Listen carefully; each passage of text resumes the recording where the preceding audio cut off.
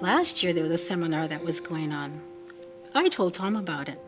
Tom, I want to go to that seminar. I want you to come with me. Oh, I don't know. Here we're starting all over again.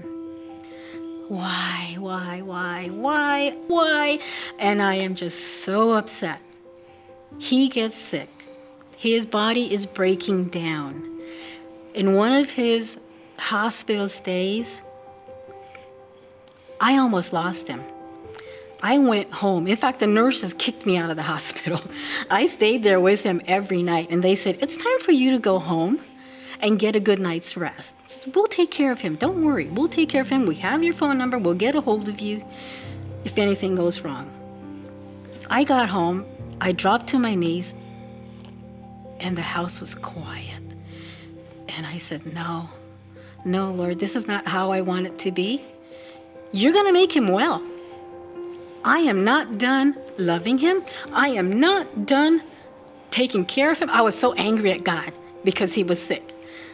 And he got better. It was one Sunday evening that I got a text message from Betty saying that her husband had been admitted to the hospital. I talked to my wife. We decided that we're going to go pay Tom a visit. I knew that Tom had been married to Betty for over 20 years, and Betty was praying for many years, those years, that Tom would one day come to know Jesus. On our way to the hospital, we were just praying that God would just really bless our conversation and that God would somehow steer the conversation so we could talk about the more important things, which is his need of a Savior. We ended up having a very nice conversation for about 45 minutes, and then eventually he started talking about his experience at our church, and I had the opportunity to ask him if there was anything that was making it difficult for him to make a decision to join our church. He told me that he'd been thinking about that and that it was time for him to get his life in order and to get in a relationship with God. And he said that he was going to be at the upcoming prophecy seminar, which was going to start 6 days later. And then when the first night gets here to go to the seminar, I had something else that I wanted to attend that night, and she gave in to me and let me do my thing. And then the following night, we went ahead and came down to the seminar. As usual, I'm sitting there watching the whole thing, and I'm just totally lost. A couple of girls here that were going to Bible school that came by my house a couple days a week and would help tutor me so that I could learn the Bible a whole lot more. That was one of the best things I had ever had done for me. They come back to church in the evening. They're telling me that Tom knows so little about the Bible and there's no way he's going to be ready for baptism. So we decided, well, why don't you just continue to meet with Tom and just do your best while you're here to get him acquainted with the Bible, the themes of the Bible. And then they also thought it'd be good to get him to memorize the books of the Bible. So we weren't thinking about baptism at all. We just want him to get to know Christ. A few days later, on Friday, Betty sends me a text message, and on the text it says, FYI, Tom went out to get his first Bible yesterday.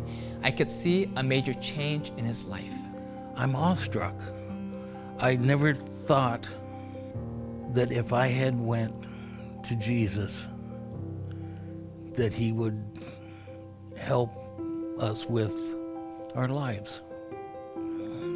I was at so much at ease. I felt better. Since I've taken God as my Savior.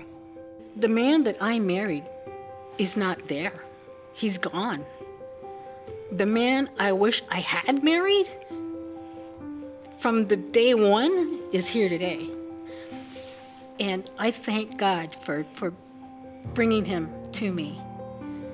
There is blessings and miracles in modern day.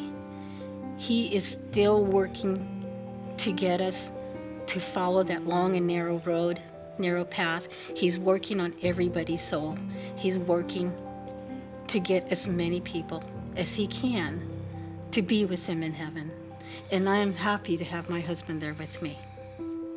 I preached the message last year titled, If Each One Can Reach One. And I also started this year off with a very similar message, if each one can reach one.